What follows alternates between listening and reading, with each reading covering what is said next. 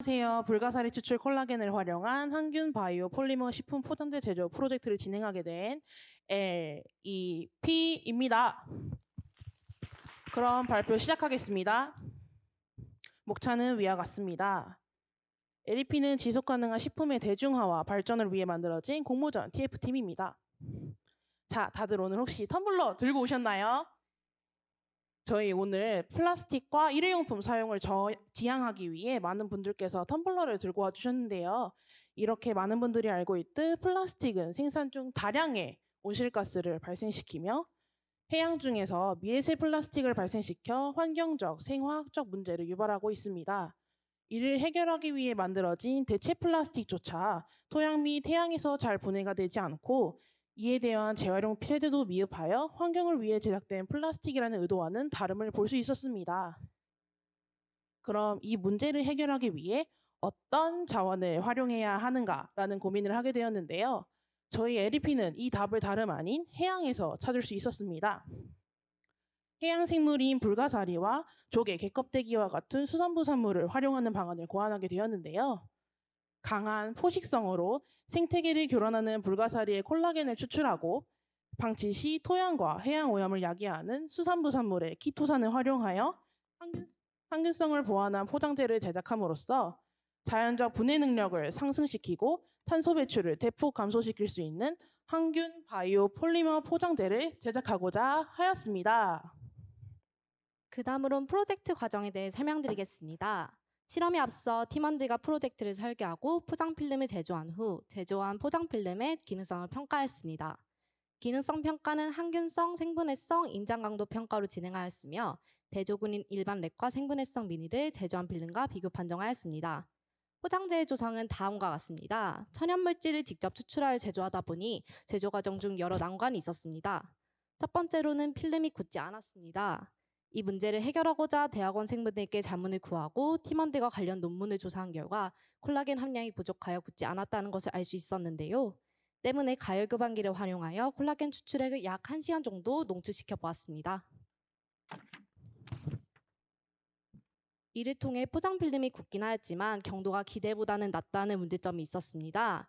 콜라겐을 더 농축시키기엔 어려움이 있었기 때문에 해결책을 찾기 위해 팀원들과 관련 영상 매체까지도 찾아보았는데요.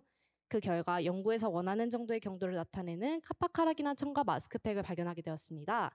실제로 카파카라기난 젤라틴 필름이 존재하기도 하고 카파카라기난을 함유하는 홍조류는 해양 생태계에 악영향을 끼치는 해양 생물이기 때문에 활용 시 본 연구의 목적과 잘 맞을 것이라 판단하였습니다. 카파카라기난을 1g 첨가한 포장 필름이 가장 포장재로서 적합하였습니다. 여러분, 혹시 포장재 균일성이 중요하다는 것을 다들 알고 계신가요? 저희도 교수님과의 면담을 통해 알게 되었습니다. 균일성이 떨어진다는 것은 포장재의 상품 가치가 떨어진다는 것을 뜻합니다. 때문에 제조 과정 중 콜라겐 추출물 속 부유물을 제거하고 포장 필름 용액의 분주량을 늘려 균일성을 향상시켜 보았습니다. 다음은 포장재 항균성 평가인데요.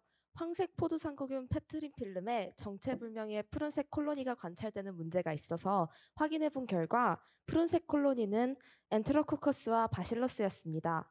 그래서 콜로니가 나오지 않아 판단이 불가능한 황색 포도상구균 대신 엔테로코커스와 바실러스에 대한 항균성을 측정하기로 결정했고 실제로 키토산이 이들에 대한 항균성을 나타낸다는 논문을 찾기도 했습니다. 또한 이들이 그람 양성균이기에 키토산이 다른 그람 양성균들에게도 항균성을 가지고 있을 것이라 판단했습니다. 다음은 생분해성 평가인데요. 미생물 퇴비에 넣어둔 필름이 5일 만에 분해되어 육안으로 관찰할 수 없는 문제가 발생했고 그래서 필름 위에 덮는 비료양을 줄여 실험해본 결과 3주차까지 필름을 육안으로 확인할 수 있었습니다. 다음으로 프로젝트 결과에 대해 말씀드리겠습니다.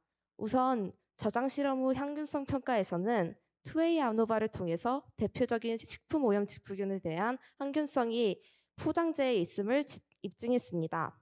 생분해성 평가에서는 시중 포장재들과 저희가 만든 포장 필름을 미생물 비료에 묻어 3주간 분해되는지 확인했습니다. 그 결과 기존 포장재들은 어떠한 변화도 일어나지 않은 반면 저희가 만든 포장 필름은 1주차부터 분해가 시작되어 3주차에는 완전히 분해가 되었습니다. 인장 강도 평가에서는 기존 포장재 대비 더 두껍고 인자 강도가 약하다는 결과가 나와 젤라틴 포장 필름의 한계를 극복할 필요가 있다는 결론을 내렸습니다. 앞서 들을 수 있었던 LEP의 프로젝트를 통해 저희는 현 바이오 필름의 한계점은 극복하기 어려웠으나 시중에 사용되고 있는 비닐 소재에 비하여 생분해성과 대장균군 및 그람 양성균에 대한 항균성은 더욱 뛰어난 것을 볼 수 있었는데요. 또한 젤라틴 포장재의 연구가 지속되고 있는 현 시점을 고려했을 때 이는 발전 가능성이 무궁무진한 소재임을 판단합니다. 본 프로젝트에서는 해양 생태계 파괴를 유발하는 생물을 위와 같이 업사이클링하고 수급받는 과정을 통하여 산업에 적용시키고자 합니다. 기존 플라스틱 소재의 포장재를 본 연구에서 제조한 포장 소재로 대체함으로써 탄소 배출을 절감하고 해양 미세 플라스틱 생성을 방지할 수 있을 것이라 기대합니다. 위 해양 생물들을 업사이클링함으로써 탄소 중립을 실현하고 더 나아가 지속 가능한 발전 목표 14번 항목 해양 생태계 보전에 기여할 수 있을 것이라고 기대합니다.